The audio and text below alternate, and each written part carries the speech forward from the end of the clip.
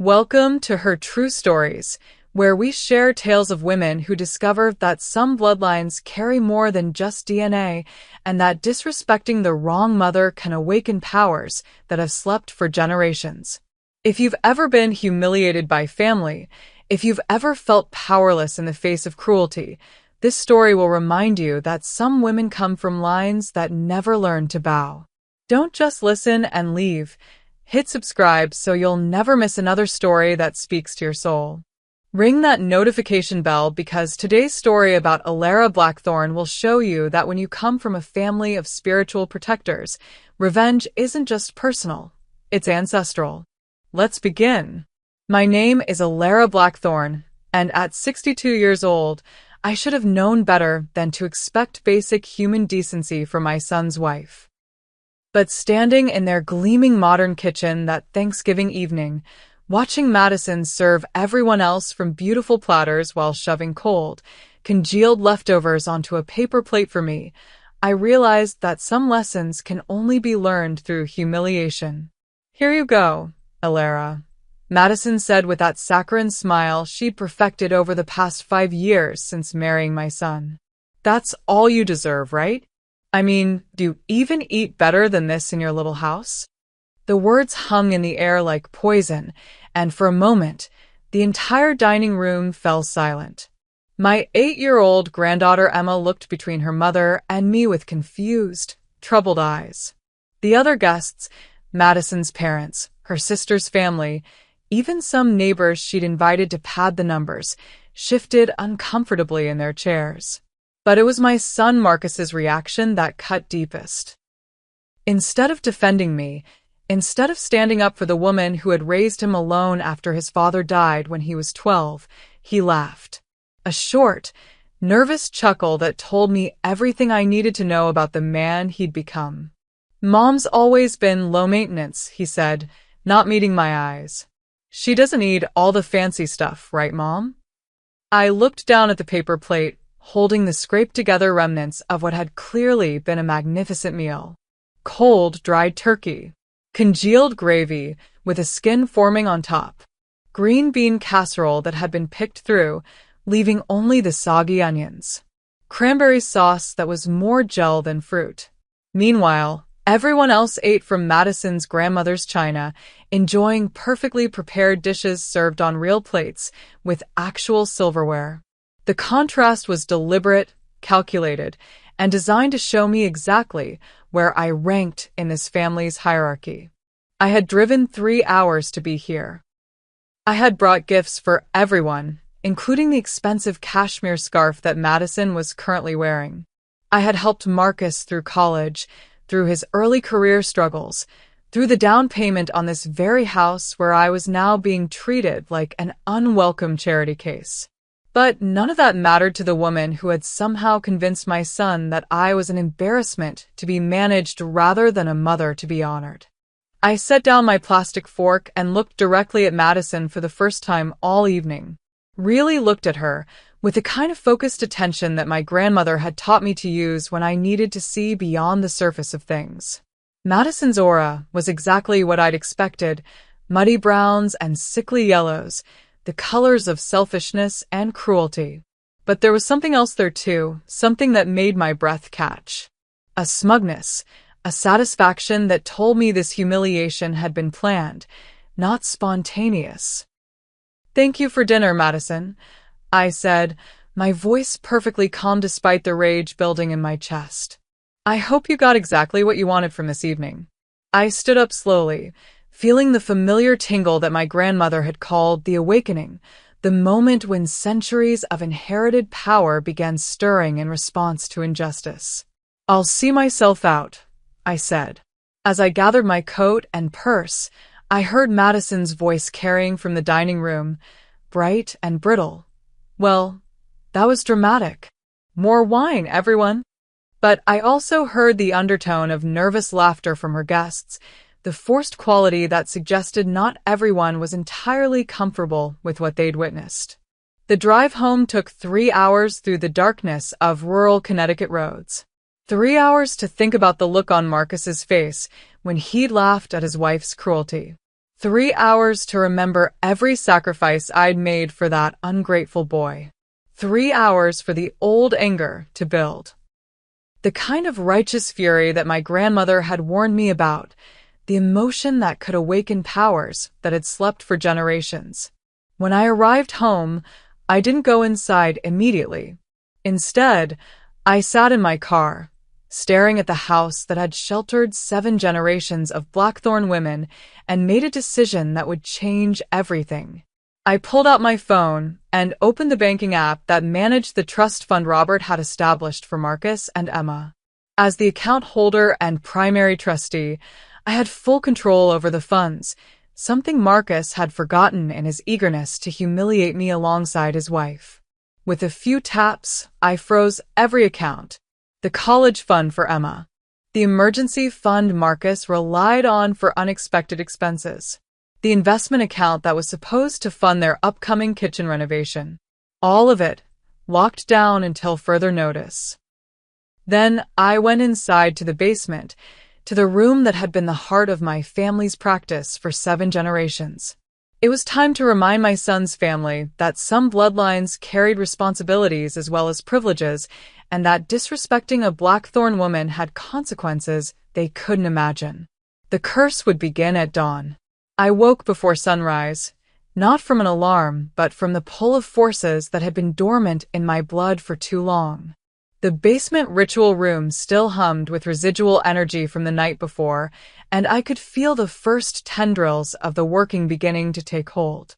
My phone had 17 missed calls from Marcus. I smiled as I deleted them all without listening. The landline rang as I was making my morning tea. Marcus's name appeared on the caller ID, and this time I answered on the first ring. Mom, what the hell is going on? All our accounts are frozen. The bank says you've put some kind of hold on everything. Good morning to you too, Marcus. This isn't funny. Madison's trying to buy groceries, and her card was declined. I try to get gas on the way to work, and my account is showing 0 available funds. What did you do?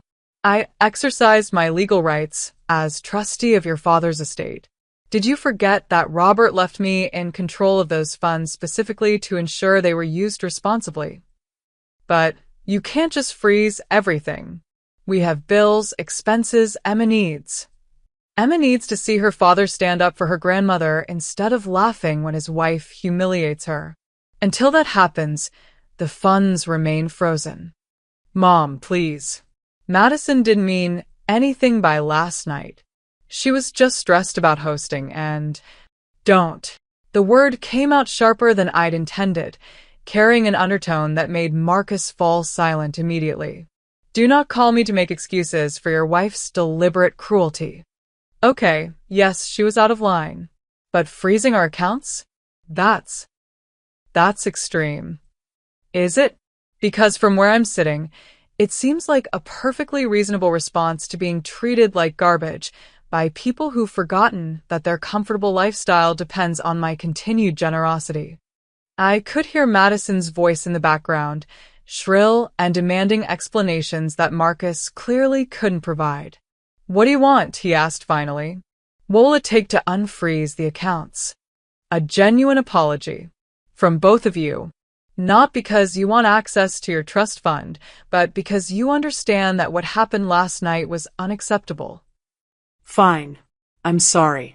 I should have. Not to me, Marcus. To the woman you used to be before your wife convinced you that humiliating your mother was acceptable behavior. The line went quiet for a long moment. When Marcus spoke again, his voice was smaller, more uncertain. I don't understand what you mean. Then you have some thinking to do. The accounts will remain frozen until you figure it out. I hung up before he could respond, then walked to my study where the scrying mirror waited. When I touched its obsidian surface and spoke Madison's name, images began to form in its depths. Madison was in their kitchen, surrounded by spoiled groceries and malfunctioning appliances. Every piece of technology in their house had begun failing in small but persistent ways, the Wi-Fi cutting out randomly, the smart home system flickering on and off, even their expensive coffee machine producing nothing but bitter, undrinkable sludge. But more importantly, I could see the first physical signs that the deeper magic was beginning to work. Madison stood in front of their bathroom mirror, examining something on her neck. At first it looked like a shadow, but as I watched, it became more distinct, a dark mark just below her left ear, shaped like a handprint. She touched it gingerly, clearly confused. It wasn't painful yet, but it was undeniably there, and it was growing darker by the hour. The mark of a mother's curse. The first sign that ancient justice had been awakened. My phone rang again around noon. This time it was Madison calling from her work phone since their home lines had mysteriously stopped functioning. "Ilara, we need to talk. I think there's been some kind of misunderstanding about last night." "Has there?" "Of course. I would never deliberately try to hurt your feelings. If you somehow interpreted my actions as disrespectful, then I'm sorry you feel that way." Not an apology, a manipulation. Exactly what I'd expected. "Madison, have you looked in a mirror today?" There was a pause. "What kind of question is that?" "Just wondering if you've noticed anything unusual." "I don't know what you're talking about," but her voice suggested otherwise.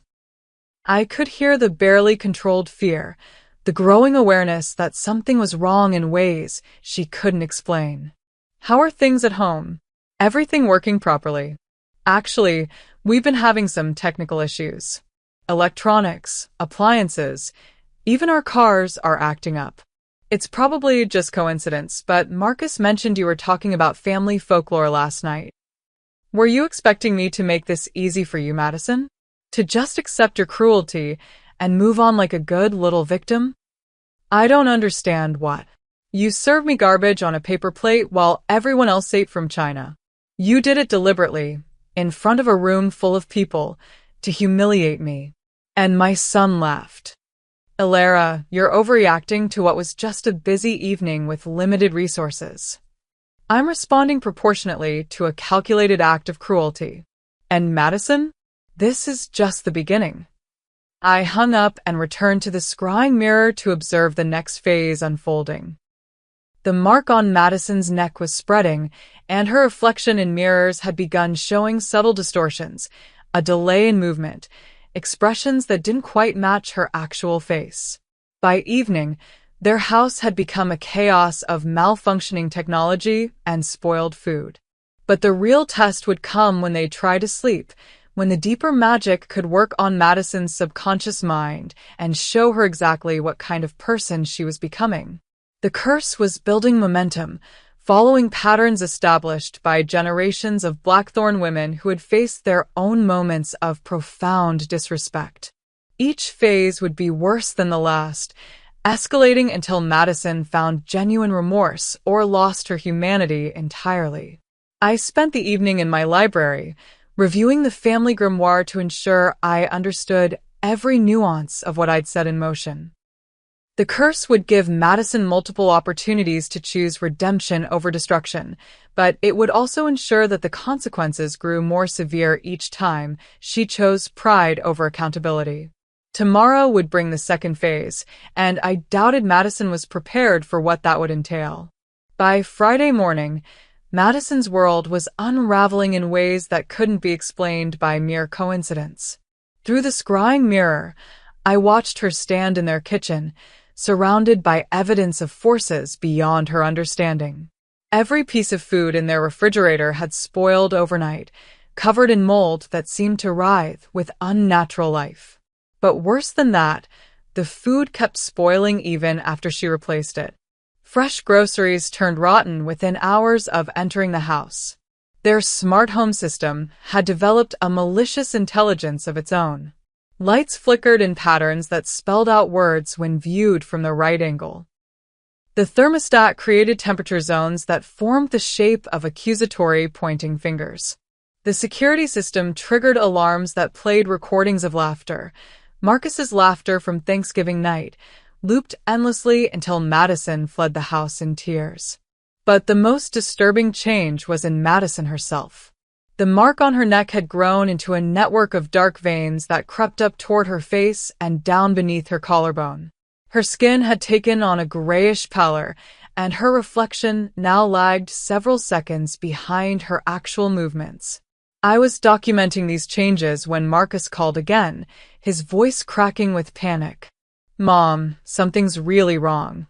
Madison's sick, and our house is... I don't know how to describe it, but everything's falling apart." "What do you mean, sick?" "She's got these marks on her skin that doctors can't explain. Her blood work comes back normal, but she looks like she's dying. And the house. Mom, I think it might actually be cursed." "Cursed? That's a very old-fashioned way of thinking, Marcus. Don't play games with me. Food spoils instantly, electronics malfunction in impossible ways, and there are voices coming from empty rooms. This morning I heard Dad's voice telling me to be a better son to my mother." I paused, genuinely surprised.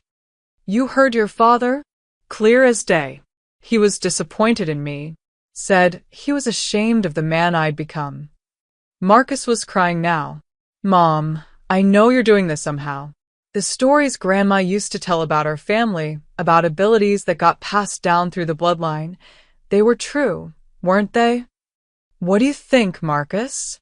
"I think I let my wife humiliate my mother, and now my mother is using supernatural powers to destroy my family." "And how does that make you feel?" "Terrified, but also ashamed, because I know I deserve it." It was the first genuine emotion I'd heard from him since Thanksgiving. Not fear for the consequences, but actual understanding of what he'd done wrong. "Marcus, the curse isn't about punishment. It's about justice. Your wife deliberately hurt someone who had never done her any harm, and you enabled that cruelty. The universe is simply restoring balance. By destroying Madison, by giving her the opportunity to choose redemption over pride. Every day she refuses to take responsibility for her actions, the corruption spreads deeper. Eventually, it will consume everything that makes her human. And if she does apologize, if she genuinely makes amends, then the curse ends, and she gets to keep her soul. But Marcus, it has to be real remorse, not just fear-motivated performance. The magic can tell the difference. What if it's too late? What if she's already too far gone to find genuine remorse? I looked at the scrying mirror, where Madison was cowering in her bathroom as her reflection moved independently, mouthing words that her physical form wasn't speaking. Then she becomes something that looks like Madison, but isn't her anymore. Something that exists only to spread the same kind of cruelty that awakened the curse in the first place. Jesus Christ. Mom, even if she deserves this, what about Emma? What about me? The curse will spread to anyone who enables Madison's cruelty or benefits from it. Right now, that's just your immediate household. But if it progresses to the final phase, what happens in the final phase? It becomes contagious. Anyone Madison interacts with becomes infected with the same spiritual corruption. Co-workers, neighbors, strangers at the grocery store, all of them would begin exhibiting the same cruel, selfish behavior that triggered the curse originally. Marcus was quiet for a long time. How do we stop it? Madison has to come to my house and face what she's done.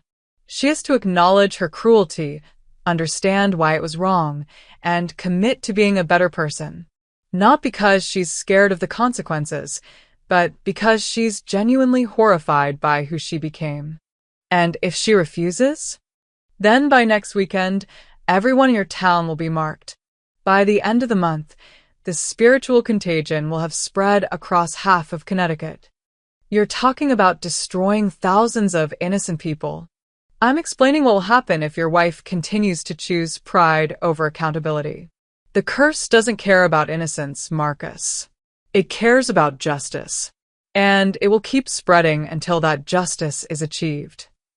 So Madison comes to your house and apologizes, or we watch our entire world burn down around us. Those are the choices, yes.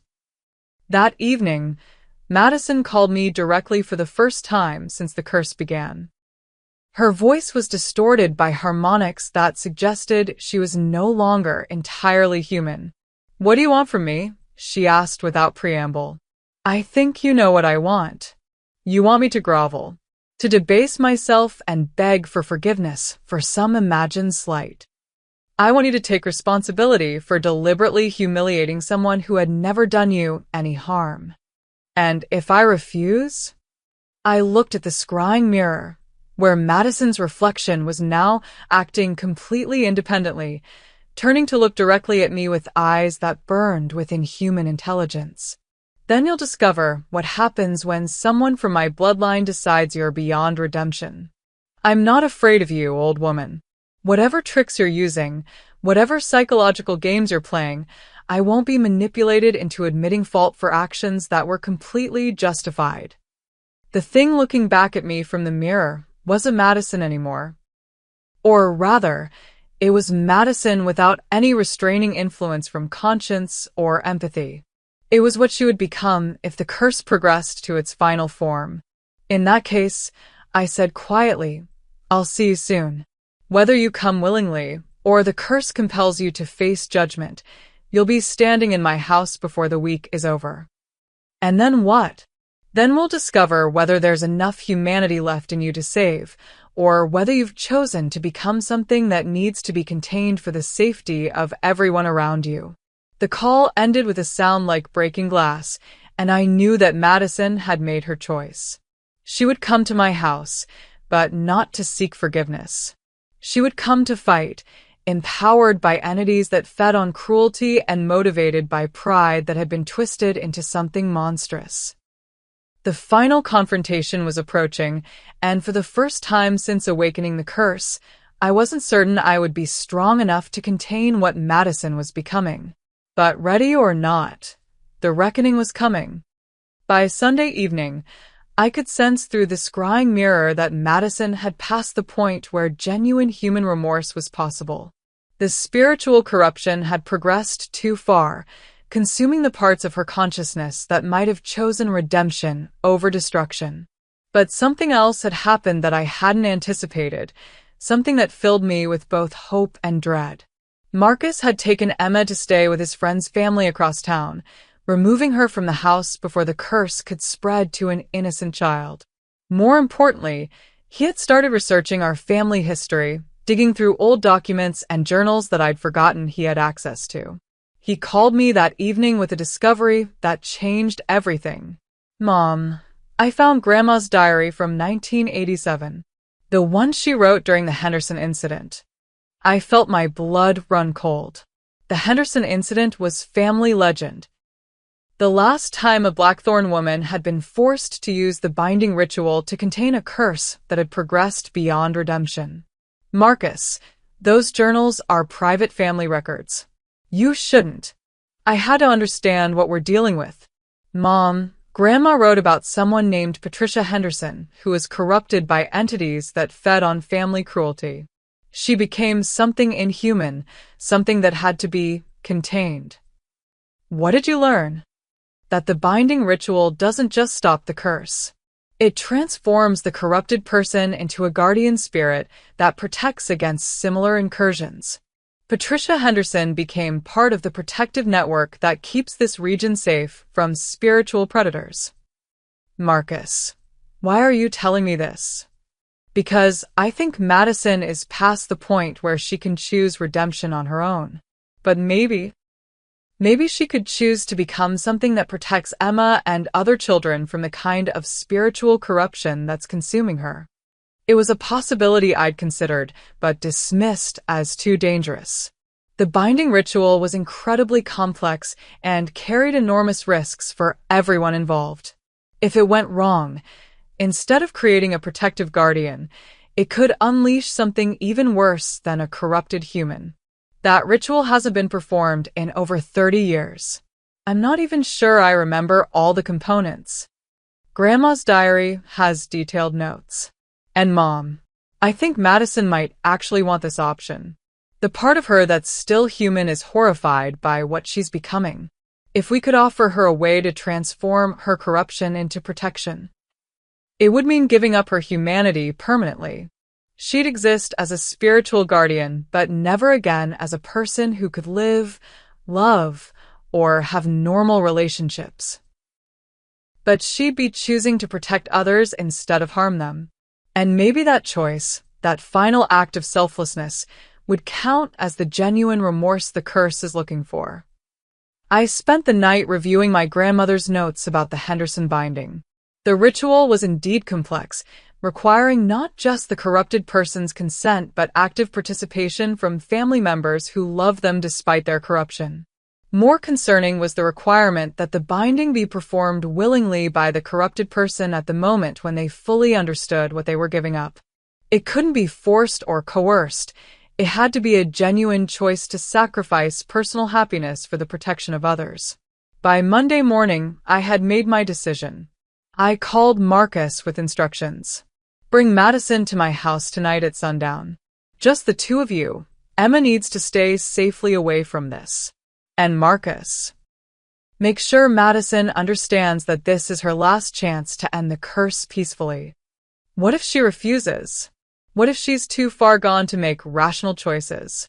Then I'll be forced to use the containment ritual instead of the binding ritual. And that would be something none of us would want to live with. What's the difference? Binding transforms corruption into protection. Containment simply locks the corruption away where it can't spread. Madison would still exist, but trapped in a form that could never again interact with the living world. And if we do nothing, by Wednesday, the curse will have progressed to the point where it becomes permanently contagious.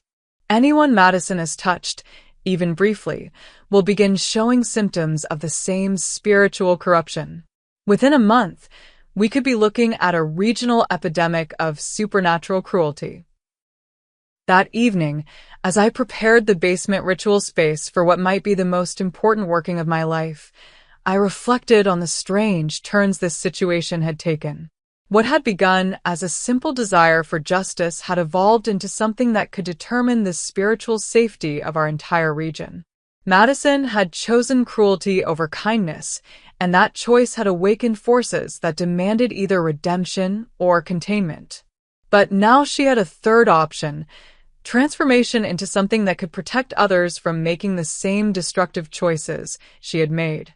The question was whether any part of the woman she'd once been still existed to make that choice, or whether the entities corrupting her consciousness would fight to prevent such a profound act of selflessness. As sundown approached, I could feel the weight of generations of Blackthorn women watching from beyond the veil, waiting to see whether I would prove worthy of the power they had passed down to me. The final confrontation was about to begin, and this time, the stakes weren't just one woman's soul or one family's happiness.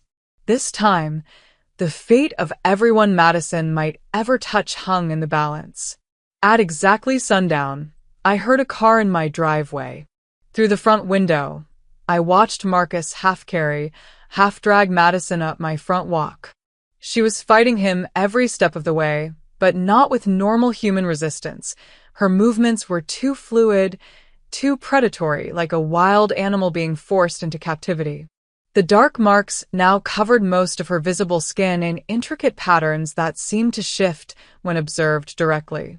Her eyes had taken on a yellowish cast, and when she spoke, her voice carried harmonics that no human throat should be able to produce. But most disturbing was her smile, cold and predatory in ways that Madison's face had never been designed to manage. "I don't want to go in there," she shrieked as Marcus pulled her toward my front door. "She can't make me apologize for anything." I opened the door before Marcus could knock, and Madison's transformed gaze met mine directly for the first time since the curse began. What looked back at me was no longer entirely human. The curse had been accelerated by her refusal to feel genuine remorse, and spiritual entities had used that corruption as an opening to begin replacing her consciousness with something alien. "Hello, Madison," I said calmly. "I'm glad you could make it." Her response was a sound that was part scream, part hiss, and part something else entirely, the sound of a soul being consumed by forces it had invited but couldn't control. The moment she crossed my threshold, every candle in the house flickered simultaneously, and the temperature dropped by at least 10 degrees. "Jesus," Marcus whispered, pulling his jacket tighter. "Mom, what is this place?" He was feeling the accumulated power of 7 generations of Blackthorn women, the spiritual weight of centuries spent protecting this region from supernatural threats. But Madison's reaction was far more dramatic. She doubled over as if in physical pain, the dark marks on her skin beginning to glow with sickly yellow light. "It burns," she gasped, her voice distorted by entities that were reacting to the protective energies of my home. "Make it stop burning. The burning is what's left of your conscience trying to reassert itself," I explained, guiding them toward the basement door. "It's what happens when genuine remorse tries to surface despite the corruption consuming you." "I have nothing to be remorseful about." Madison straightened up, her inhuman eyes blazing with borrowed power. "I treated you exactly as you deserve to be treated." Marcus started to object, but I held up a hand to stop him. "Let her talk, Marcus. I want to hear everything she has to say." As we descended into the basement ritual space, Madison began a monologue that revealed the full extent of her spiritual corruption. "You want to know what really happened at Thanksgiving? I planned every detail. The plate, the leftovers, the public humiliation. All of it was designed to show you exactly what you are, a pathetic old woman who thinks she deserves respect she hasn't earned." The basement had been prepared for either binding or containment, with protective circles drawn in salt and silver, candles arranged according to patterns my ancestors had used for the most dangerous workings. "And Marcus's laughter?" I asked, continuing to move around the ritual space while Madison ranted. "The sweetest sound I'd ever heard. Proof that he finally understood who he really belonged to. Proof that I'd won the competition you were too stupid to realize you were in." "And how do you feel about that victory now?" Madison's smile grew wider, revealing teeth that seemed sharper than they should be. Proud. Satisfied. Like I finally put you in your place after years of watching Marcus treat you like you were something special. Marcus was staring at his wife with growing horror, finally seeing the full extent of what she had become. "Madison, please. This isn't you talking." "Oh, but it is me, darling. It's who I've always been underneath the polite facade. Your precious mother just gave me permission to stop pretending to be nice." I completed the protective circle and turned to face her directly. "Madison, I'm going to offer you 3 choices. The first is genuine remorse, acknowledging what you did wrong, and committing to change. But I can see that's no longer possible for you." "Damn right it's not possible. I have nothing to apologize for." The second choice is the binding ritual. You accept transformation into a guardian spirit that protects others from the kind of corruption that's consuming you. You give up your humanity, but you choose to become something that serves others instead of something that destroys them. Madison's expression flickered for just a moment, and I saw something that might have been the real woman beneath the corruption. "What's the third choice?" Marcus asked quietly. "Containment. Madison gets trapped in a form that can hold the corruption without spreading it, but she remains conscious and aware of what she's lost forever. And if she chooses none of those options, then the curse progresses to its final phase, and everyone she's ever interacted with becomes infected with the same spiritual corruption that's consuming her now." I could see Madison struggling with something, fighting against influences that wanted her to choose destruction over any form of limitation. "The binding ritual," she said suddenly, her voice briefly returning to something recognizably human. "Tell me more about the binding ritual." "You would become a protective spirit anchored to this region. You'd retain your consciousness and memories, but you'd exist to guard against the kind of supernatural predators that tried to consume you. It would be meaningful work, but you'd never again be able to touch, to love, to have normal relationships with the living. I would protect Emma? The question came out in Madison's real voice, free from the supernatural distortions. Yes. You would protect Emma and hundreds of other children from ever facing what you're going through now. Madison's body convulsed as human consciousness fought against the entities possessing her. The yellow light from her marks flickered, and for a moment she looked almost like herself again. I can feel them, she whispered. The things inside me. They're showing me what will happen if I choose the binding. They say I'll be trapped forever, unable to return to my family. That's true. But you'll also be choosing to become something that protects instead of destroys. Something that ensures other families don't go through what yours has endured. And if I refuse? I gestured toward the scrying mirror, which was reflecting images of the future. Madison's co-workers developing the same cruel expressions, children in her neighborhood beginning to exhibit supernatural aggression, the spiritual contagion spreading like wildfire through the community. Then in 3 days, everyone you've touched will begin showing symptoms of the same corruption. In a week, it will spread to their families. In a month, half of Connecticut will be infected with supernatural cruelty that feeds on itself and grows stronger. Madison stared at the images, and I could see the last vestiges of her humanity warring against the entities that wanted to use her as a vector for spiritual plague. I don't want that, she said quietly. I never wanted to hurt innocent people. Then choose the binding. Choose to transform your corruption into protection. The entities possessing her shrieked as she began to nod, their hold on her consciousness weakening as she made the choice to sacrifice herself for others. I choose the binding, Madison said, her voice gaining strength as she spoke.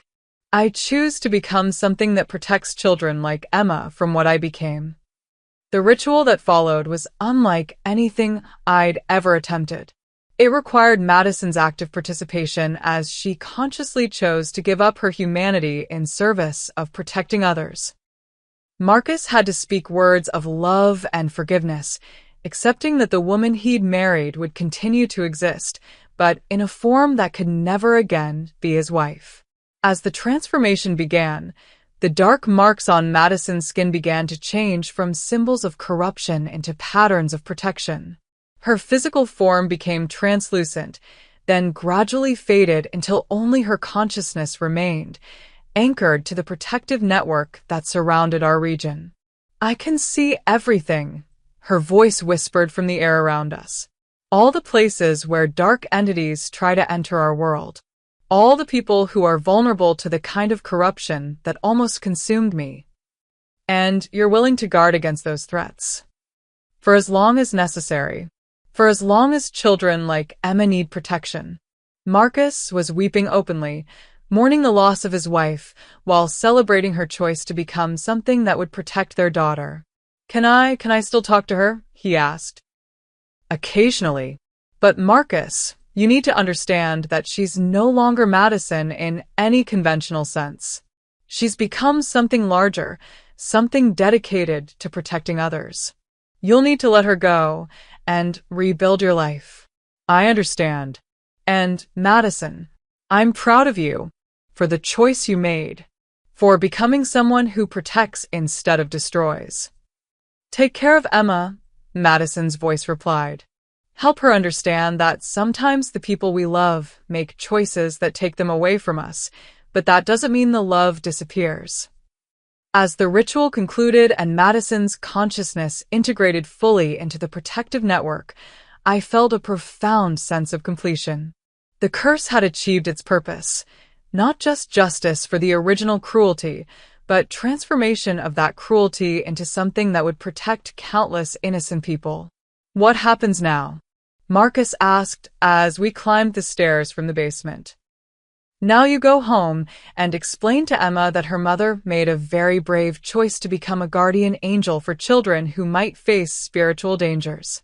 And you learn to be both father and mother to a little girl who will need extra love to process this loss. And the trust fund? will be unfrozen tomorrow morning. But Marcus, I want you to understand something. The money was never the point. The point was teaching you and Madison that some things, respect, human dignity, basic kindness, matter more than social status or material comfort. I understand. And Mom, I'm sorry. for laughing, for not defending you, for letting my wife treat you like you were worthless. I'll spend the rest of my life trying to be the son you deserve to have. You already are that son, Marcus. The fact that you helped Madison make the right choice, even knowing it would cost you your marriage, proves that you've learned what really matters. As Marcus drove away to begin the difficult task of explaining to Emma why her mother wouldn't be coming home, I sat in my garden and reflected on the strange journey we'd all taken. Madison had begun as a cruel woman who took pleasure in humiliating others. The curse had offered her multiple opportunities to choose remorse over pride, redemption over destruction. When those opportunities were refused, it had escalated to the point where her humanity was being consumed by entities that fed on cruelty. But in the end, when faced with the choice between becoming a source of spiritual plague or sacrificing herself to protect others, Madison had found the strength to choose protection over destruction. The curse was complete, but its effects would ripple forward for generations, not as a source of ongoing harm, but as a guardian presence that would keep children like Emma safe from the kind of supernatural predators that preyed on family dysfunction. Sometimes the most powerful magic wasn't about punishment or reward. Sometimes it was about transformation, taking the worst aspects of human nature and alchemizing them into something that served the greater good. Madison was gone, but what she had chosen to become would protect thousands of innocent people from ever experiencing the kind of spiritual corruption that had nearly destroyed her. The mother's curse had found its resolution in the most unexpected way possible, through an act of ultimate maternal sacrifice. 3 weeks after Madison's transformation, I began to understand the full scope of what we'd accomplished. The spiritual landscape across New England was changing in ways that hadn't been seen for generations. Through the scrying mirror, I could observe Madison's work as a guardian spirit. She was everywhere and nowhere, a protective presence that manifested wherever children were vulnerable to supernatural predation. I watched her intervention in a dozen different situations, stopping spiritual attachments before they could take hold, guiding threatened children to safety, even alerting other practitioners when serious incursions required intervention. But perhaps most importantly, she was learning. Each successful protection was teaching her more about the nature of the entities she now fought against, making her increasingly effective at preventing the kind of corruption that had nearly consumed her. Marcus called me regularly with updates on Emma's adjustment to her mother's transformation. It was difficult, as expected, but Emma was handling it with the remarkable resilience that children often display when adults are honest with them about difficult truths. She says she can feel Mommy watching over her, Marcus told me during one of our evening calls. Last night she was having a nightmare, and she woke up saying that Mommy had chased the scary shadows away. Madison is probably focusing much of her protective energy on Emma, at least initially. It's natural. She's still learning to expand her awareness beyond her immediate family. Is that healthy for Emma? Having her transformed mother so focused on protecting her? It's temporary. As Madison becomes more comfortable with her expanded consciousness, she'll learn to distribute her attention more broadly. But for now, Emma is probably the safest child in Connecticut from any form of supernatural threat. Indeed, my scrying showed Emma surrounded by an almost visible aura of protection. Any spiritual entity that might normally be attracted to a child's natural psychic openness was being actively repelled by Madison's guardian presence. But the effects weren't limited to Emma or even to our immediate region. Other practitioners across New England were reporting similar phenomena, protective spirits appearing to assist with supernatural threats, guidance being provided during dangerous workings, even direct intervention when human practitioners were overwhelmed by entities beyond their capability to handle. Charlotte called me with the most significant development. Elara, something unprecedented is happening. The guardian spirits from previous binding rituals, ones that were performed decades or even centuries ago, they're all becoming more active. It's as if Madison's transformation has awakened a dormant network of protective consciousness. What do you mean, more active? I mean they're coordinating their efforts in ways they never have before. Yesterday, I was dealing with a possession case that was beyond my abilities, and suddenly I had guidance from what felt like multiple spiritual presences, all working together to contain the entity and protect the victim. This was unexpected but not unwelcome. If the binding ritual that had transformed Madison was somehow reactivating an ancient network of guardian spirits, it could provide a level of supernatural protection that our region hadn't enjoyed for centuries. Have you been able to communicate with any of them directly? That's the really interesting part.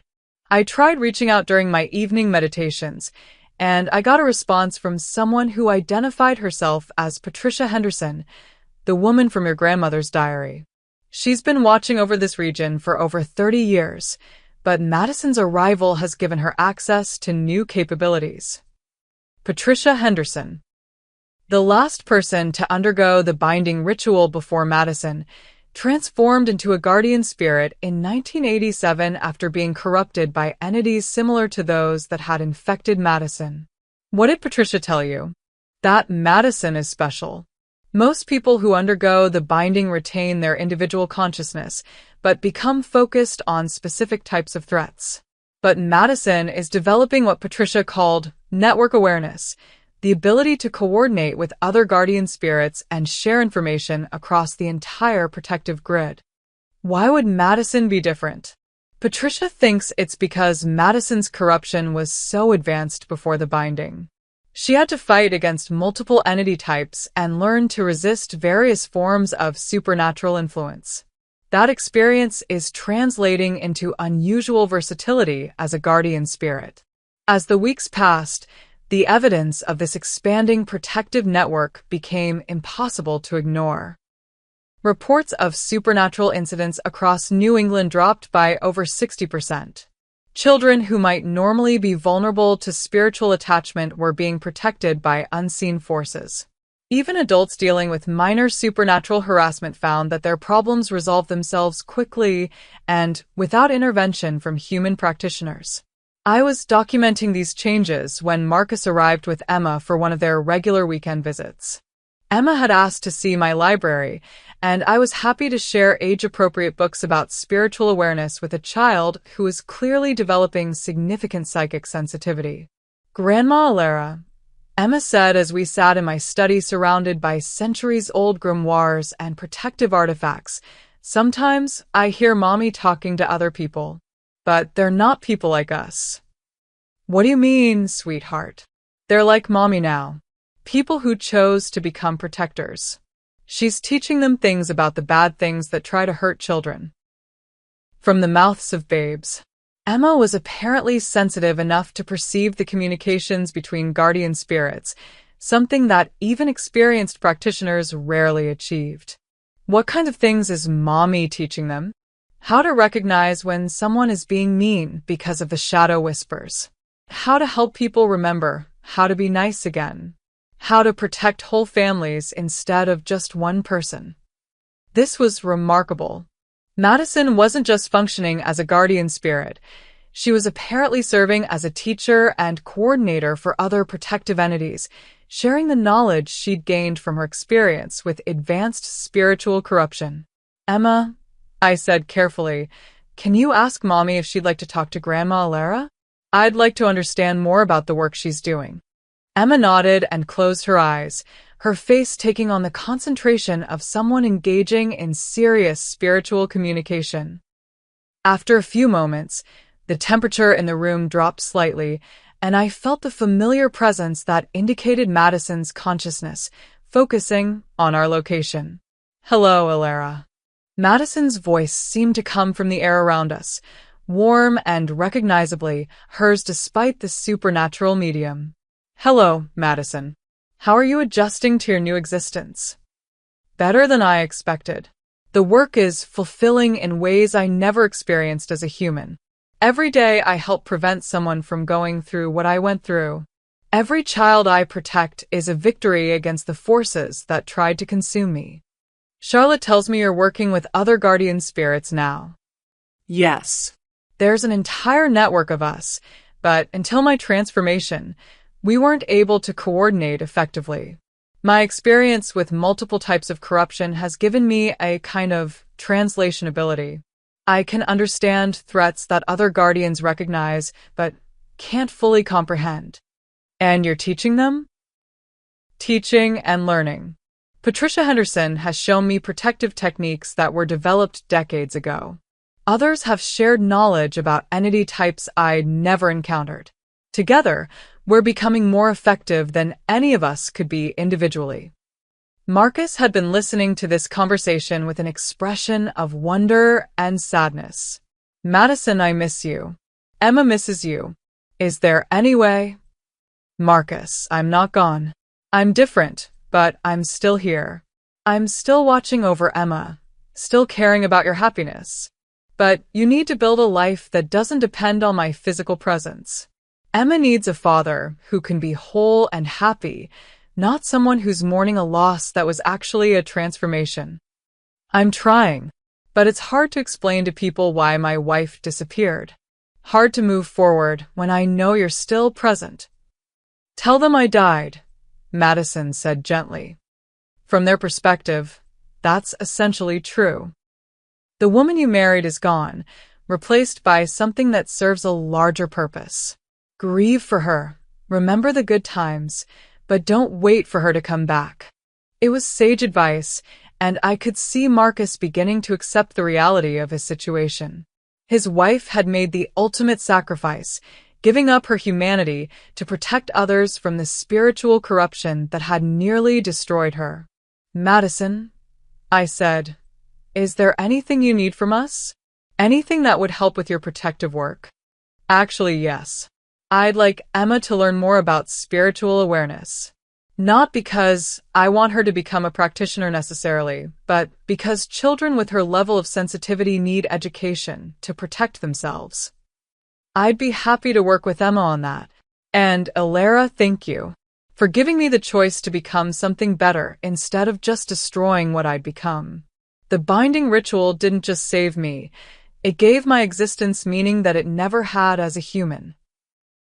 As Madison's presence faded and the room returned to normal temperature, I reflected on the unexpected turn this situation had taken. What had begun as a curse seeking justice for deliberate humiliation had become the catalyst for strengthening supernatural protections across an entire region.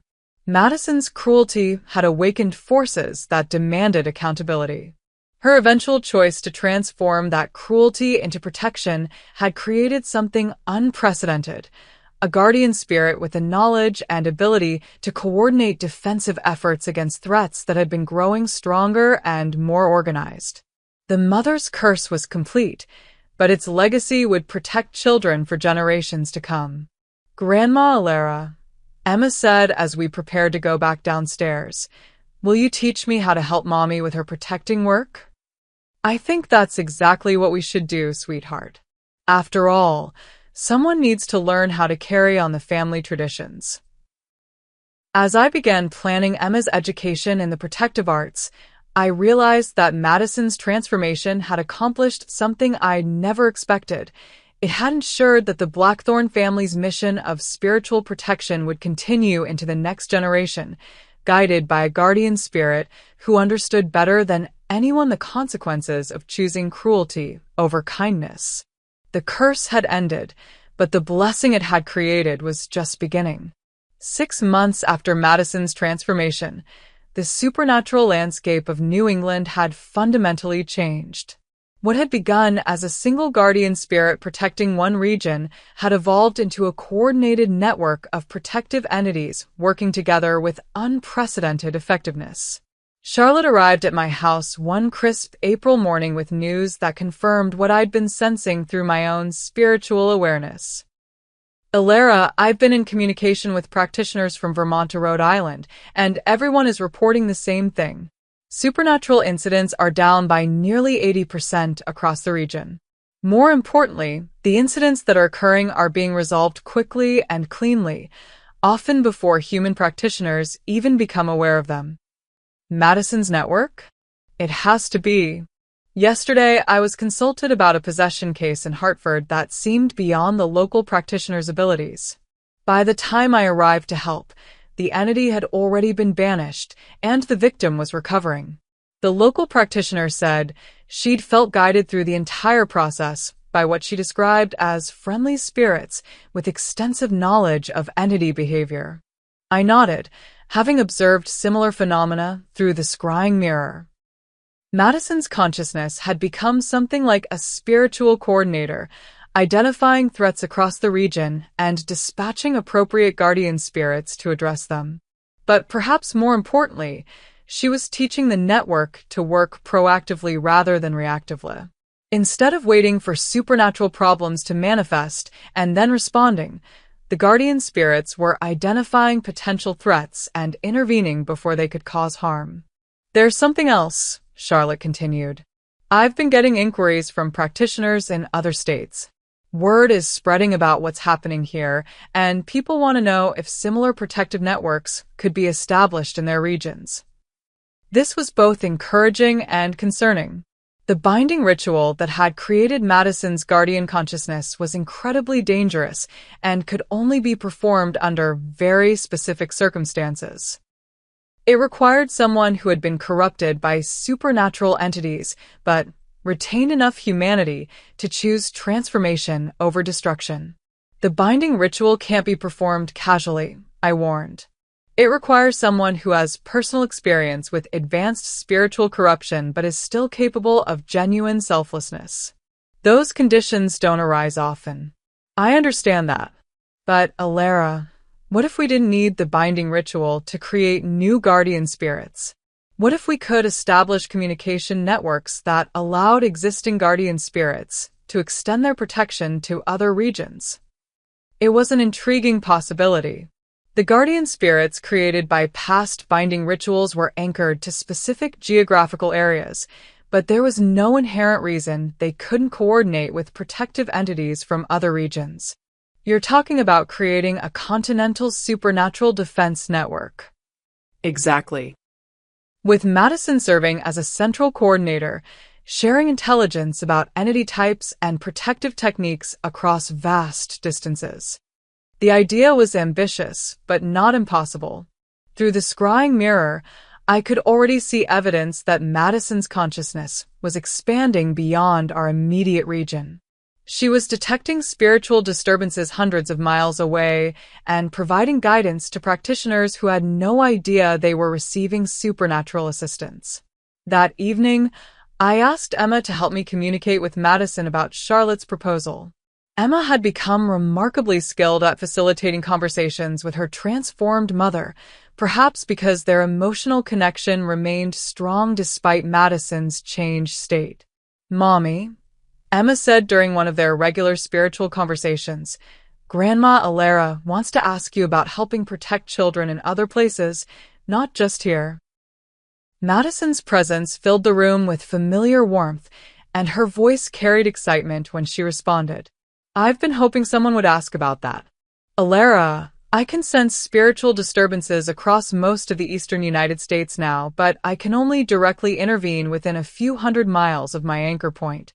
However, I've been in communication with guardian spirits from other regions, and we've been sharing information." "What kind of information?" "Entity identification, protective techniques, early warning systems for major incursions. There's a guardian spirit in Virginia who specializes in agricultural protections. She's been teaching us how to recognize supernatural threats to food supplies. Another one in Maine has developed techniques for protecting maritime communities from sea-based entities." "Could you coordinate a formal network?" "I think so. But, Alara, It would require more than just communication between guardian spirits. We'd need human practitioners in each region who could serve as anchors for our expanded consciousness, and we'd need some way to share knowledge across vast distances. Charlotte, who had been listening intently, leaned forward with obvious interest. What if we established a foundation? Something that could facilitate communication between practitioners while providing cover for the supernatural coordination happening behind the scenes. A foundation? Educational programs, research grants, conferences where practitioners could meet and share knowledge. On the surface, it would look like academic study of folklore and regional traditions. But actually, it would be facilitating the expansion of supernatural protective networks. The idea had merit. A foundation could provide legitimate reasons for practitioners to travel, communicate, and coordinate their activities without drawing unwanted attention to the reality of what they were protecting against. Madison, what do you think? Could a foundation like that support the kind of network expansion you're envisioning? Yes, but with one important addition. We'd need people like Emma, children and young adults with natural spiritual sensitivity who could be trained to facilitate communication with guardian spirits.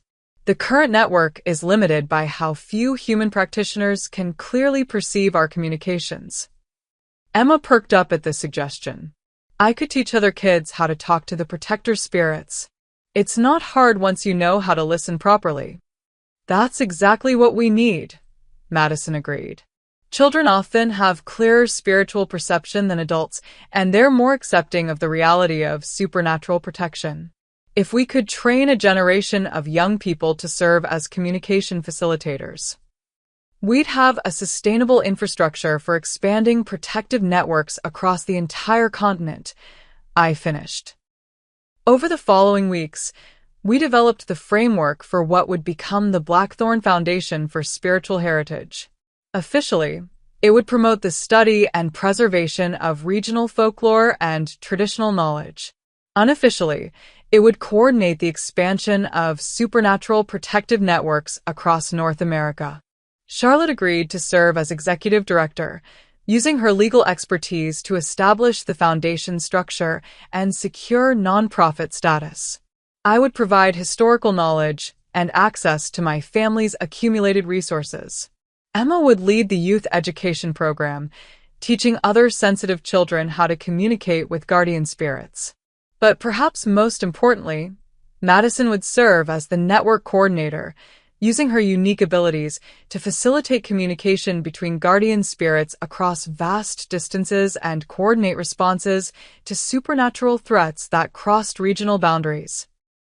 There's one more thing we should consider, Madison said during one of our planning sessions. As the network expands, we're going to attract attention from entities that don't want humans to have this level of supernatural protection. We need to prepare for organized opposition. What kind of opposition? The same entities that tried to corrupt me are part of larger hierarchies that view human spiritual development as a threat to their food sources. As we become more effective at protecting people, they're going to work harder to undermine our efforts. It was a sobering reminder that expanding our protective capabilities would also make us targets for forces that profited from human spiritual vulnerability. How do we prepare for that? By making the network resilient rather than dependent on any single point of failure. If one region's protective grid is compromised, others can provide backup. If specific guardian spirits are targeted for attack, the network can redistribute their responsibilities. And if they target the human practitioners? Then we make sure every practitioner in the network has access to serious protective resources and emergency support. No one fights these battles alone anymore. As we finalized plans for the Foundation's launch, I reflected on the remarkable journey that had brought us to this point. Madison's Thanksgiving cruelty had awakened a curse that could have destroyed her completely. Instead, her eventual choice to transform that cruelty into protection had become the catalyst for the most significant expansion of supernatural defensive capabilities in centuries. The mother's curse had achieved its original purpose. justice for deliberate humiliation. But its ultimate legacy would be a continental network of spiritual protection that would safeguard millions of people from threats they would never even know existed. Sometimes the most powerful magic was the kind that transformed personal pain into protection for others.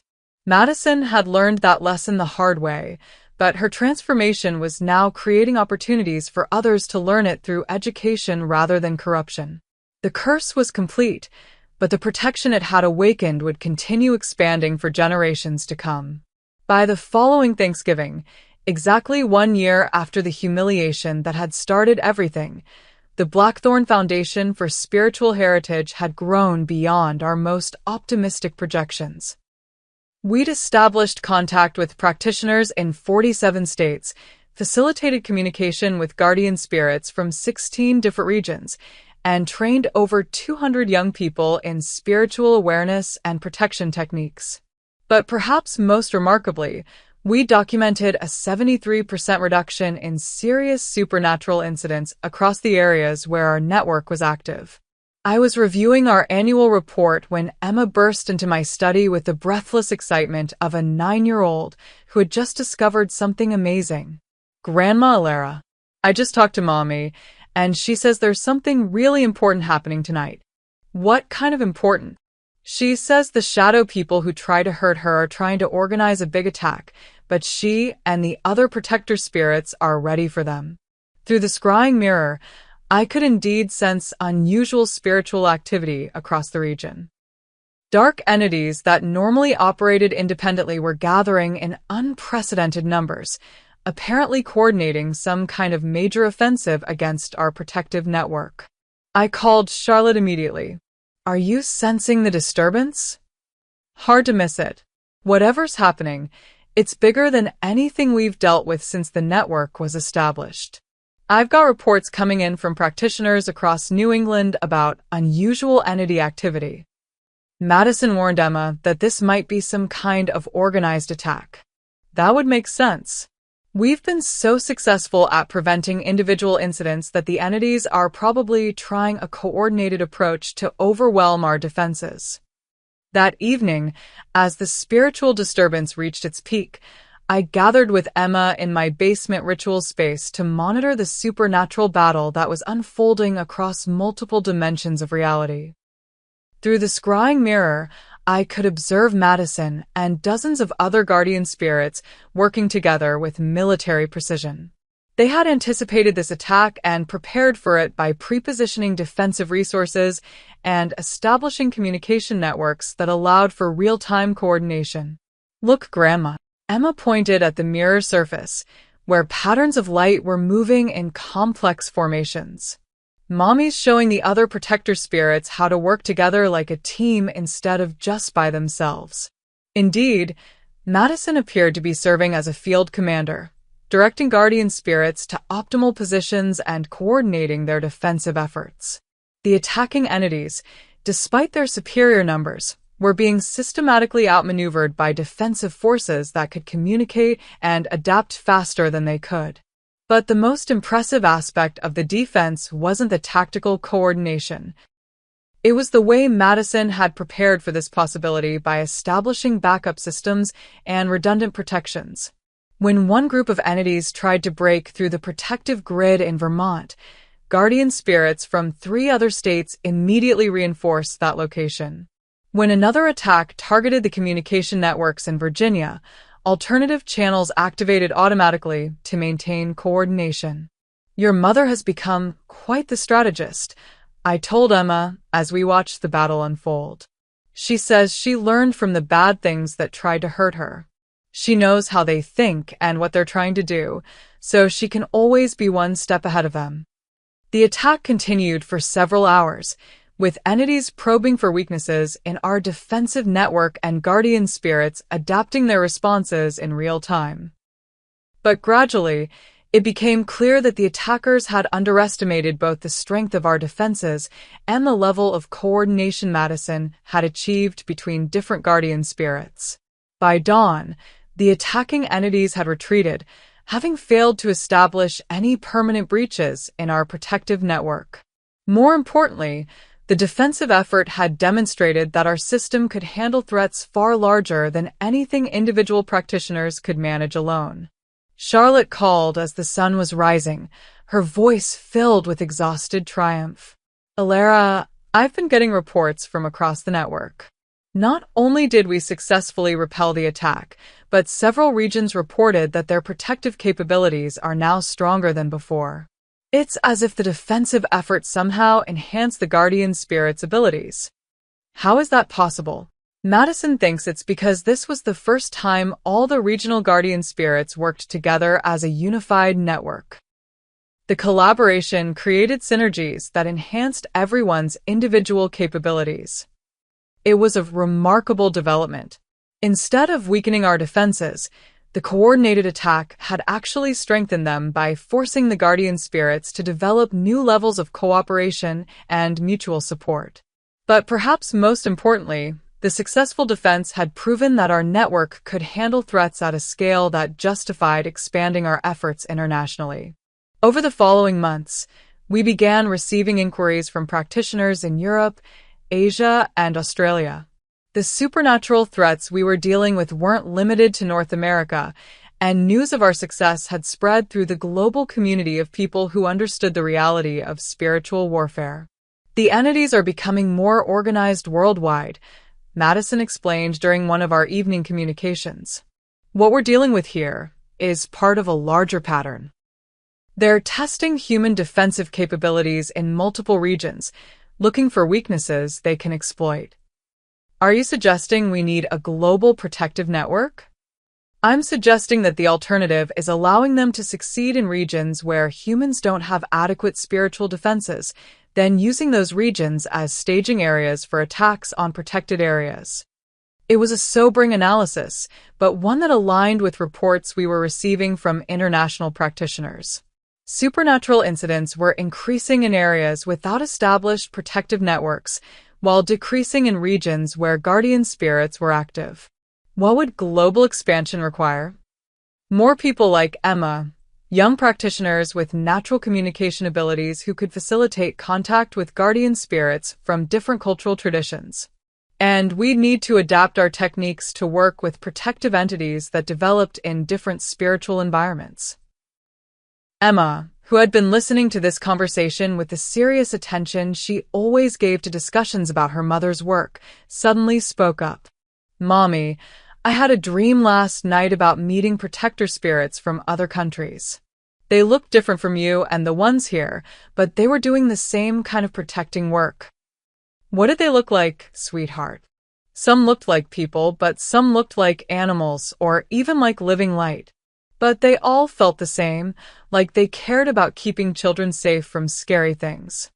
Madison's presence seemed to intensify with excitement. Emma, that wasn't a dream. That was spiritual communication across vast distances.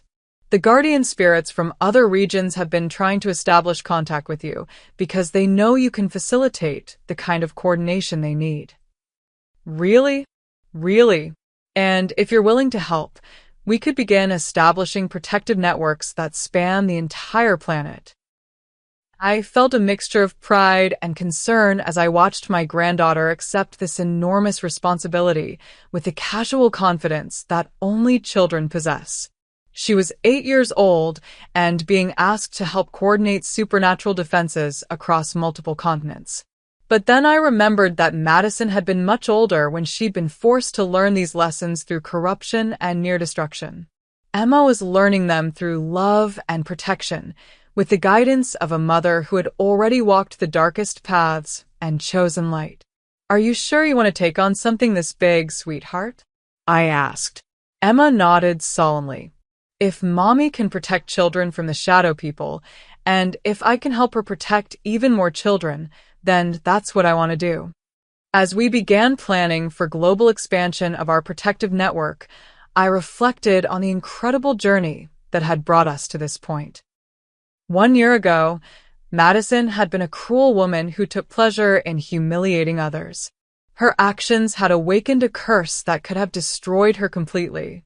Instead, Her eventual choice to transform that cruelty into protection had become the foundation for what might become the first global network of coordinated supernatural defense. The mother's curse had achieved perfect justice, not through punishment or revenge, but through transformation that turned personal darkness into protection for millions of innocent people. And at the center of it all was Emma, a child who would grow up knowing that some of the most important work in the world involved protecting others from threats they would never see coming. The curse was complete, but the protection it had awakened was just beginning to reach its full potential. 18 months after Madison's transformation, Emma had become something unprecedented in the supernatural protection community. A 9-year-old spiritual diplomat capable of facilitating communication between guardian spirits from completely different cultural and magical traditions. I watched with amazement as she conducted what she called protector meetings, sessions where guardian spirits from around the world shared information about entity types, protective techniques, and emerging threats. Her natural empathy and lack of cultural prejudices made her uniquely suited for bridging differences between spiritual entities that had developed in isolation from each other. The mountain spirits from Tibet are really good at protecting people from entities that hide in high places, Emma explained to me after one of her international communication sessions. But they're having trouble with new kinds of shadow people that don't follow the old rules. What kind of new shadow people? Ones that can use computers and phones to hurt people from far away. The mountain spirits don't understand technology, so they can't protect against digital attacks. This was a concerning development. Spiritual entities were apparently adapting to modern technology, finding ways to use digital networks to bypass traditional protective methods. What did you tell them?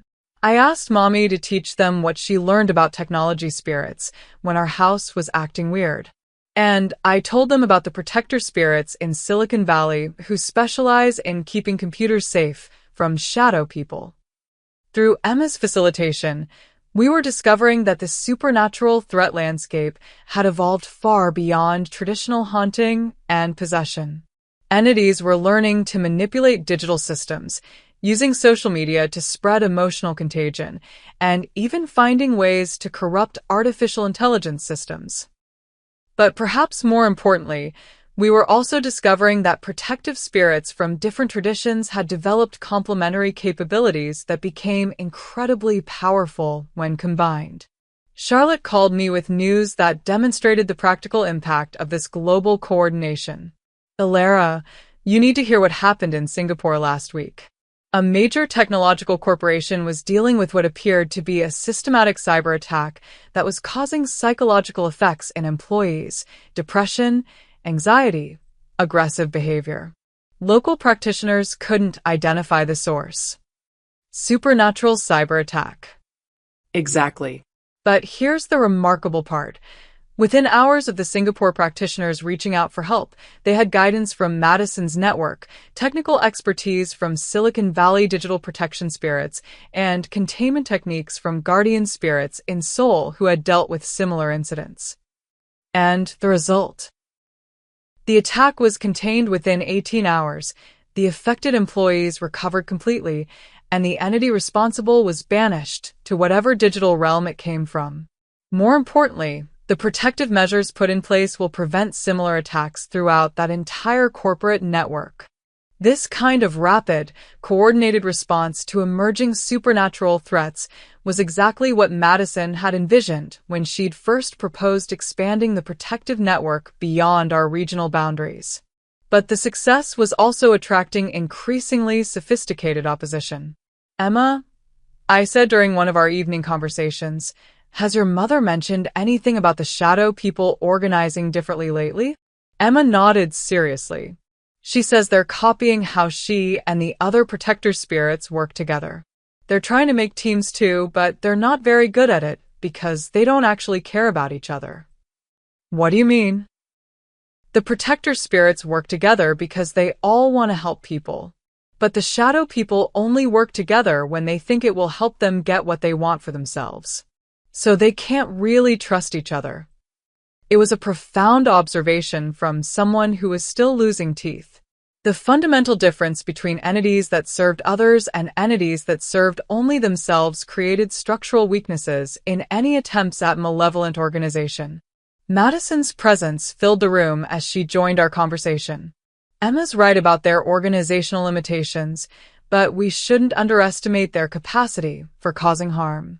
They're learning to exploit the very technologies that connect our world, and they're becoming more sophisticated in their approach. What kind of sophistication? They're studying our network, learning our communication patterns, trying to develop countermeasures. More concerning, they're attempting to corrupt guardian spirits by offering them power in exchange for abandoning their protective duties.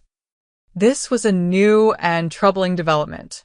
Guardian spirits were supposed to be immune to corruption because they had already chosen transformation over destruction. But apparently, the entities opposing us were finding ways to tempt even transformed consciousness. Have any guardian spirits accepted these offers? Not yet, but there have been temptations. Entities offering guardian spirits the ability to return to physical form, to reunite with loved ones, to have the human experiences they gave up when they chose transformation. I felt a chill. If guardian spirits could be corrupted or convinced to abandon their duties, the entire protective network could collapse. How do we protect against that kind of temptation? By making sure guardian spirits understand that their work has meaning beyond just preventing supernatural attacks. By showing them the lives they're saving, the children they're protecting, the families that remain whole because of their sacrifice. Emma brightened with an idea. What if we made a special day for thanking the protector spirits, like Thanksgiving, but for saying thank you to all the guardians who keep us safe? It was a simple but brilliant suggestion. Many guardian spirits had been isolated for decades, protecting people who never knew they existed and receiving no acknowledgement for their sacrifices. A formal recognition ceremony could strengthen their resolve and remind them why they'd chosen transformation. That's a wonderful idea, sweetheart. We could coordinate it across the entire network, so guardian spirits everywhere would know their work is appreciated.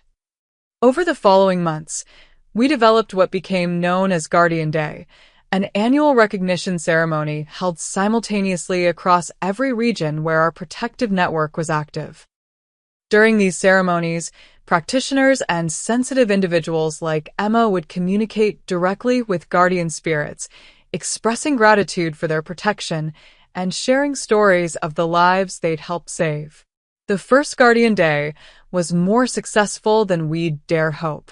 Not only did it strengthen the resolve of existing guardian spirits, but it also attracted new protective entities who had been working in isolation and wanted to join a coordinated network where their efforts would be appreciated.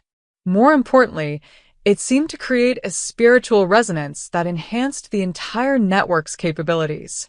Guardian spirits reported increased sensitivity to threats, improved ability to coordinate across distances, and stronger connections to the human communities they protected.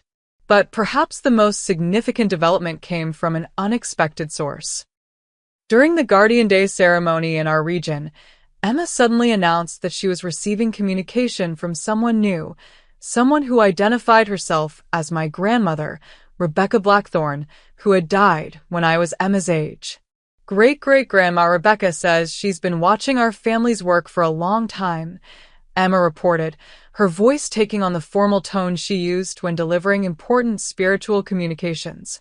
She says that what Mommy did, choosing to become a protector instead of letting the curse destroy her, completed something that our family has been working toward for 7 generations. What do you mean, completed something? She says our family was always meant to help create a network of protection that could guard the whole world from shadow people. But it could only happen when someone from our bloodline proved that even the worst corruption could be transformed into protection. This revelation recontextualized everything I thought I understood about my family's history.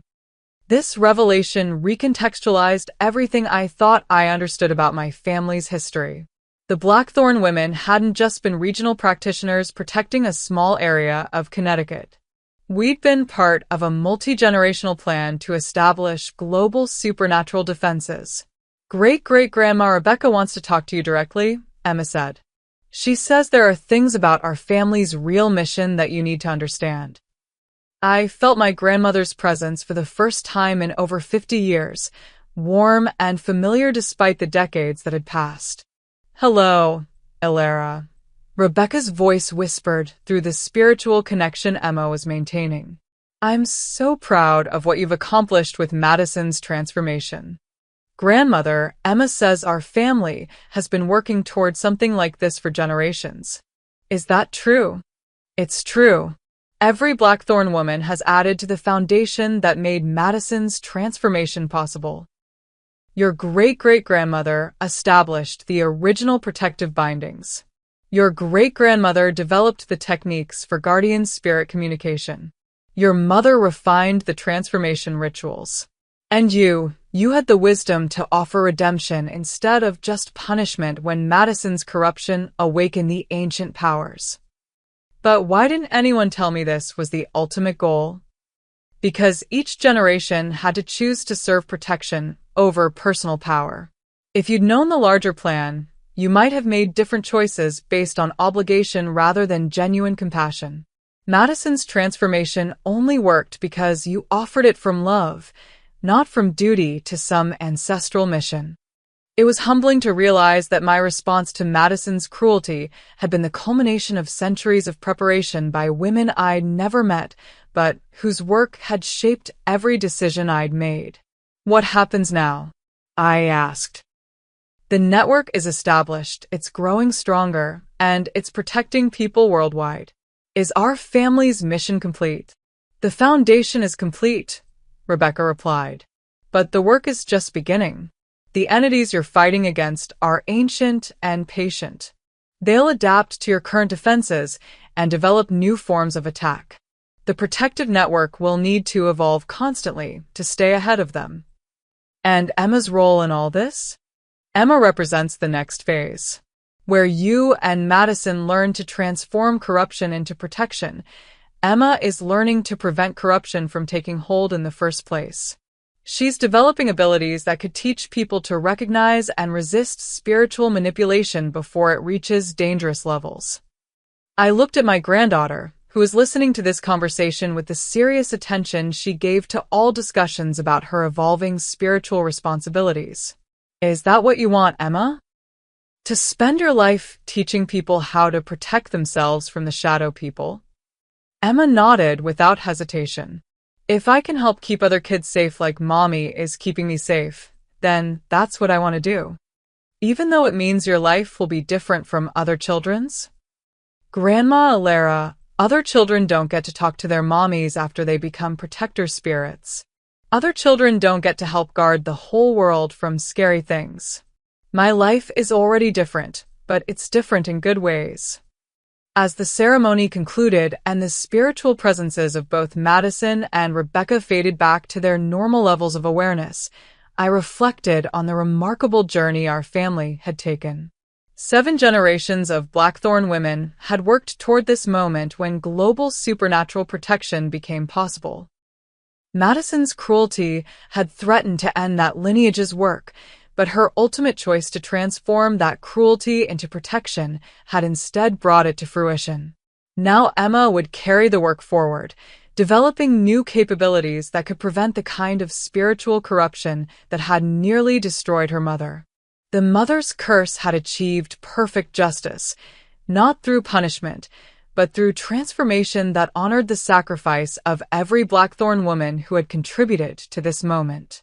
And in the basement of the house where it all began, the protective circle that had witnessed Madison's transformation continued to anchor a network that now spanned the globe, ensuring that children everywhere would grow up safer from supernatural threats than any previous generation in human history. The curse was complete, but the protection it had awakened would continue growing for as long as there were Blackthorn women willing to choose service over self-interest. 5 years after the Thanksgiving dinner that changed everything, I stood in my garden on a perfect autumn morning, watching Emma teach a group of young people from around the world how to communicate with guardian spirits.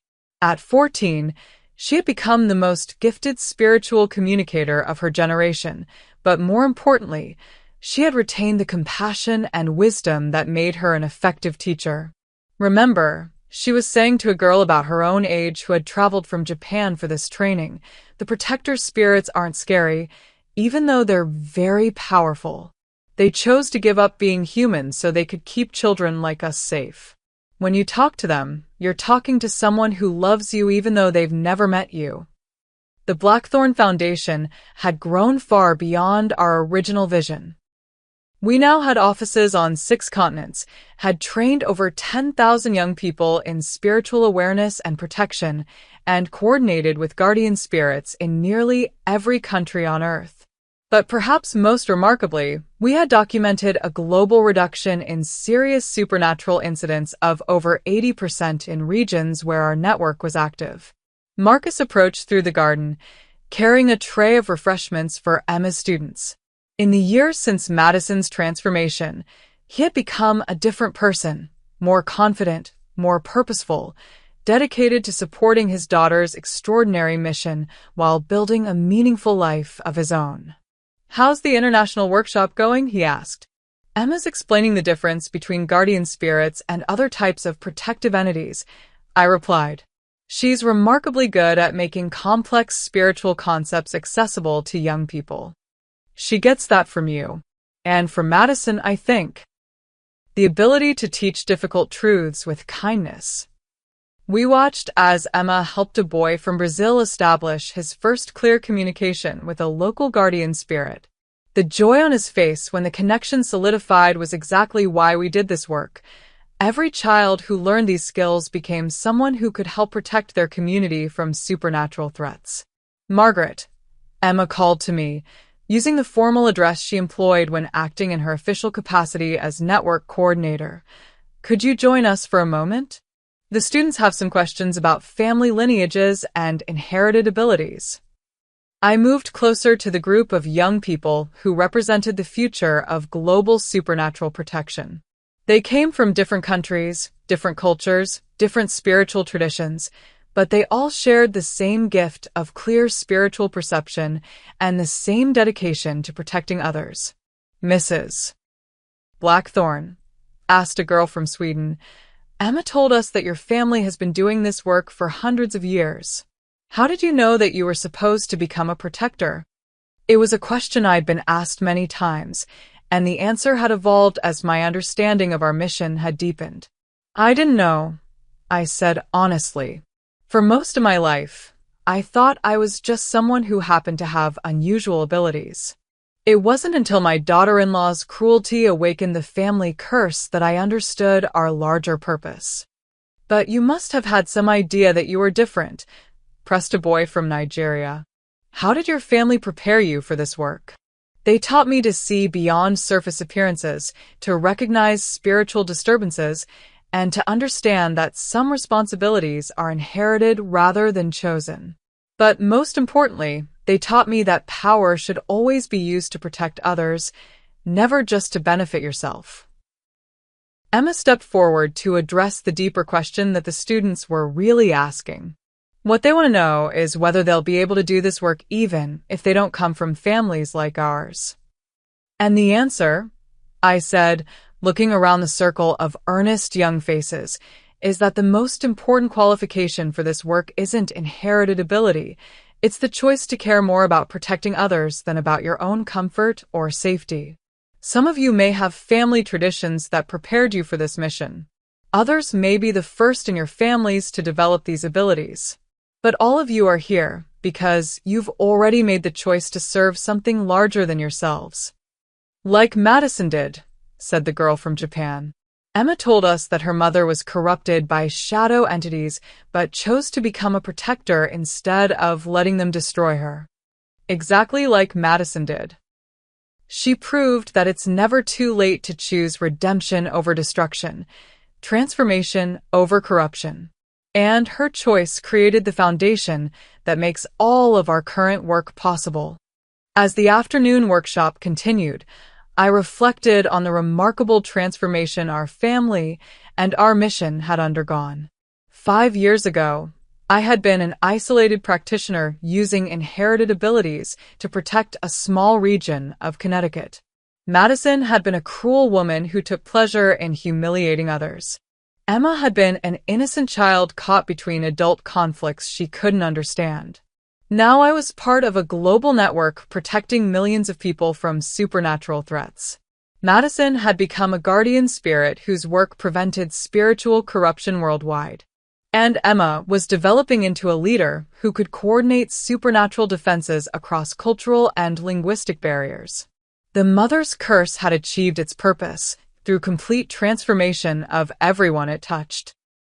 That evening, as the international students settled into their accommodations and prepared for another day of intensive training, Madison's presence filled my study with familiar warmth. "How do you think the workshop is going?" I asked. "Better than I dared hope," Madison replied, her voice carrying satisfaction and pride. "These young people represent something unprecedented.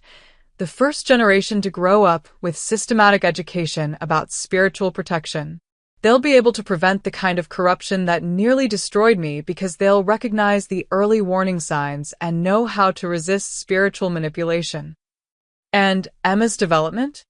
She's becoming everything I hoped she could be.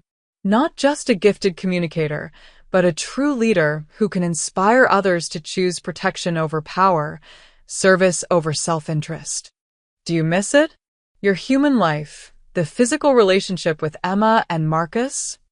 Madison was quiet for a moment before responding. "I miss the simplicity of it sometimes. The way Emma used to climb into my lap when she was little, the feeling of Marcus's arms around me at night, even the mundane pleasures of eating food or feeling sunlight on my skin. But I wouldn't trade what I've become for what I was. As a human, I protected at most a few people, my family, perhaps some friends. As a guardian spirit, I help protect millions of people every day. I've prevented countless children from experiencing the kind of spiritual corruption that almost consumed me. The work I do now has meaning that my human life never achieved." And you're content with that trade-off. More than content. Fulfilled in ways I never experienced as a human. Every child I protect, every family I help keep safe, every practitioner I guide through a dangerous situation, all of it validates the choice I made to transform my corruption into protection. As Madison's presence faded back to its normal background level, I opened the family grimoire to record the day's developments. Each generation of Blackthorn women had contributed to this record, documenting their experiences and insights for the daughters who would follow. My entry for this day would note the successful expansion of our training program to include students from 12 different countries, the establishment of communication protocols with guardian spirits from 4 previously uncontacted regions, and Emma's continued development as a spiritual diplomat capable of bridging differences between protective entities from completely different traditions. But perhaps most importantly, I would record that the original purpose of the mother's curse, achieving justice for deliberate cruelty, had been fulfilled through transformation rather than punishment. Madison's choice to become something that protected others had created ripple effects that would continue protecting people for generations to come. As I closed the grimoire and prepared for bed, I felt the deep satisfaction that comes from knowing your life's work will continue long after you're gone. Emma would carry the mission forward, training new generations of protectors and coordinating with guardian spirits across the globe. The network Madison's transformation had made possible would continue growing, adapting to new threats and developing new capabilities. Children would grow up safer from supernatural predation than any previous generation in human history. And somewhere in the spaces between worlds, Madison would continue her work as a guardian spirit, proving every day that the worst corruption could be transformed into the most powerful protection. The mother's curse was complete, but the mother's love, transformed into service to others, would be eternal. The documentary crew had been following Emma for 6 months, documenting her work with what they believed was an innovative approach to community mental health and family counseling. They had no idea they were actually filming the coordination of global supernatural defenses. I watched from my garden as Emma, now 19 and a sophomore at Yale studying comparative religion and psychology, conducted what appeared to be a therapy session with a troubled teenager. In reality, she was helping the boy recognize and resist the early stages of spiritual manipulation that could have led to serious corruption. The important thing to remember, Tyler, Emma was saying, is that the angry thoughts you've been having aren't really coming from you. They're being amplified by external influences that want you to hurt the people you care about. But they feel like my thoughts, Tyler protested. How can I tell the difference? Because your real thoughts include love for your family, even when you're frustrated with them. These other thoughts only focus on anger and revenge. They're trying to make you forget that you actually care about your little sister. Through methods that appeared entirely psychological to outside observers, Emma was teaching Tyler to identify and reject spiritual influences that had been encouraging him toward increasingly antisocial behavior. The techniques she used were grounded in solid therapeutic practice, but they were enhanced by her ability to perceive the supernatural entities that were targeting vulnerable young people. The documentary would eventually be titled Healing Families, a new approach to adolescent behavioral issues, and would win several awards for its portrayal of innovative therapeutic techniques. The producers would never know they had documented the most sophisticated spiritual defense network in human history. Marcus approached through the garden, now 45 and serving as the Foundation's Director of Operations. He had never remarried, though he'd had several meaningful relationships over the years. He seemed content with his role as Emma's father and supporter of the mission that had grown from his wife's transformation. How's the filming going? I asked. Emma's being very careful to keep the conversation focused on psychological techniques. The producers are fascinated by her success rate with difficult cases, but they're attributing it to her natural empathy and innovative training methods. Which is partially true. Exactly. The spiritual awareness just enhances her natural abilities as a counselor and teacher. We stood together watching Emma work with Tyler, seeing both levels of what was happening. The therapeutic intervention that was healing a troubled family and the spiritual protection that was preventing a young person from being corrupted by entities that fed on adolescent anger and confusion. Any word from Madison about the global situation? I asked. The network is stronger than ever. Supernatural incidents continue to decline worldwide, and the guardian spirits are reporting improved coordination and communication across all regions. Madison thinks we might be approaching what she calls sustainable spiritual stability, a level of protection that could be maintained indefinitely. It was remarkable progress. 10 years ago, spiritual protection had been the work of isolated practitioners using inherited knowledge to defend small geographical areas.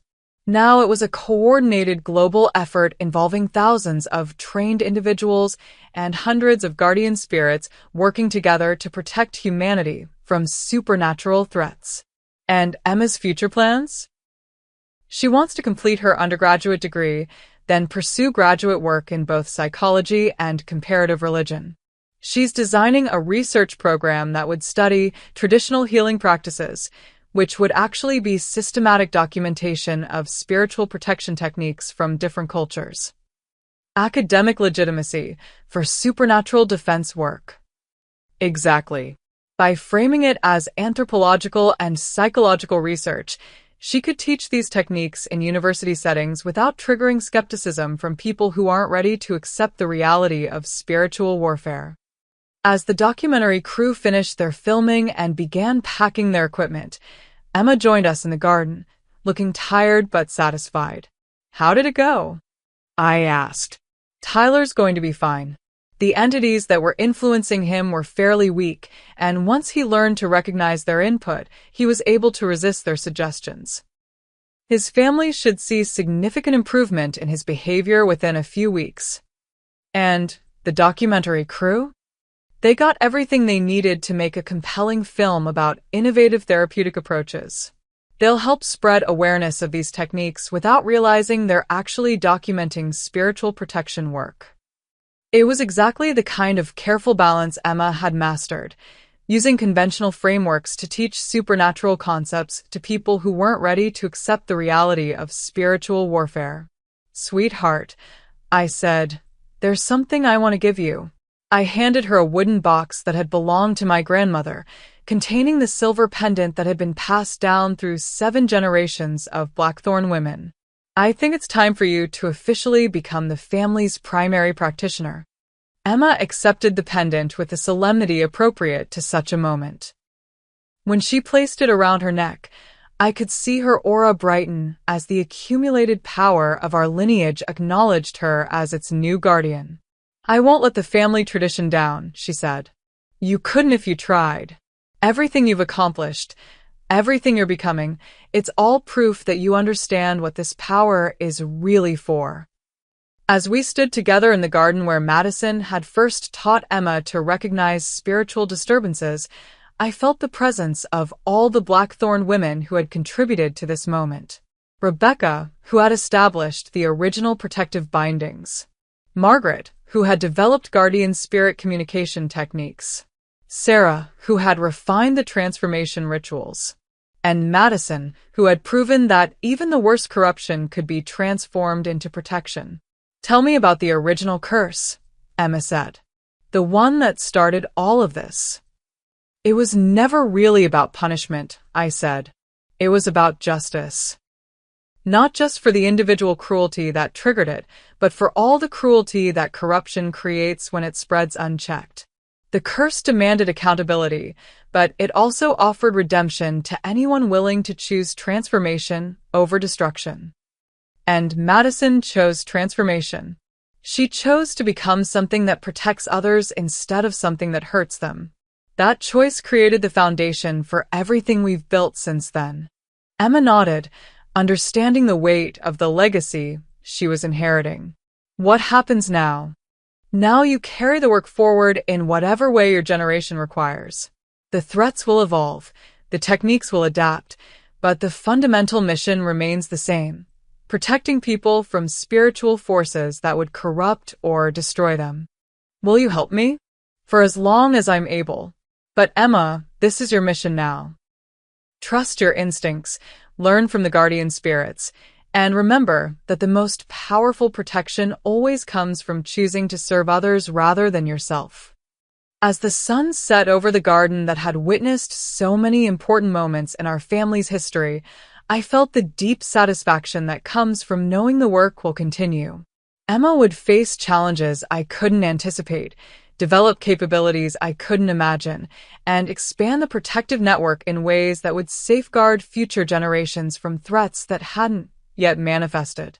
The mother's curse had achieved perfect justice through transformation rather than destruction. Madison's choice to become a guardian spirit had created a global network of protection that would continue growing and strengthening for as long as there were people willing to choose service over self-interest.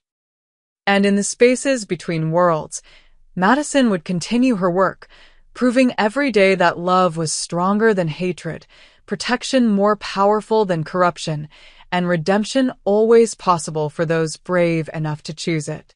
The curse was complete, but the love that had transformed it into blessing would be eternal. Thank you for joining Alara, Madison, and Emma on their extraordinary journey from humiliation and revenge to redemption and global protection.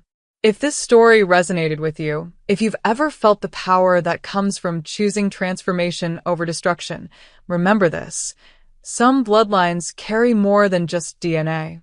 They carry the responsibility to protect others from forces that would corrupt human goodness. This tale reminds us that the most powerful revenge isn't about making others suffer. It's about transforming suffering into strength, corruption into wisdom, and personal pain into protection for others. Sometimes the worst thing that happens to us becomes the catalyst for the most important work we'll ever do. Madison's story shows us that redemption is always possible, even after the darkest corruption, but it requires the courage to sacrifice what we want for ourselves in service of protecting others. Her transformation from cruel antagonist to guardian spirit proves that love and service are stronger than hatred and selfishness. Don't forget to hit that subscribe button and ring the notification bell so you never miss another story that might speak directly to your soul. Share this video with someone who needs to remember that they have more power than they know to choose light over darkness, especially when darkness seems to be winning. Until next time, keep walking your path with the knowledge that some curses are really blessings in disguise, that the most ancient magic is choosing to protect rather than destroy, and that transformation is always possible for those brave enough to choose it.